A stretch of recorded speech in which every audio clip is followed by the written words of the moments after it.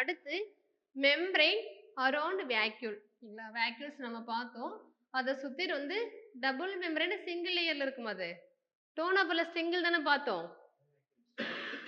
Vacuoles சுத்தி இருக்கிறது single membrane தான் tonoplast. Mitochondria, chloroplast இருக்கு இல்லையா, இதெல்லாம் டபுள் மெம்பரைன் சொல்லுவாங்க. பட் இதுக்கு டோன் ஆஃப் லாஸ்ட்ங்கிறது வந்து வேக்யூல் சுத்தி இருக்கிறது சிங்கிள் மெம்பரைன் தான். இதே மாதிரி சிங்கிள் வரும் எங்க வரும்? லைசோசோமா, ரிபோசோமா. சிங்கிள் மெம்பரைன் வரும். ரிபோசோம்ல மெம்பரைன் இருக்காதுன்னு பார்த்தோம். ஞாபகம் இருக்கா? ரைபோசோம்ல மெம்பரைன் இருக்காது. லைசோசோம் தான் வந்து சிங்கிள் மெம்பரைன் இருக்குன்னு நம்ம பார்த்தோம். ஸோ டோன் ஆஃப் லாஸ்ட் அதாவது வேக்யூலும் சரி, லைசோசோம் வந்து சிங்கிள் மெம்பரைன் தான். என்னது? இதெல்லாமே வந்து இதுல குடுத்துருக்காங்க. அந்த நம்ம பார்த்தோம் இல்லையா? பிளாஸ்டிடு, குளோரோபிளாஸ்ட் அதுல வந்தது. ஆ அதுக்கப்புறம் லைசோசோமுமே வந்து சிங்கிள் தான். மைட்டோகாண்ட்ரியா, குளோரோபிளாஸ்ட்லாம் வந்து டபுள் வரும். ஓகேங்களா? மெட்டீரியல் வச்சிருக்கீங்களா யாராச்சும்?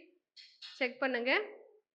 அதுக்கப்புறம் பார்த்தீங்கன்னா, DNA is not found in nucleus, ribosomes, plastid, mitochondria. ஓகேங்களா?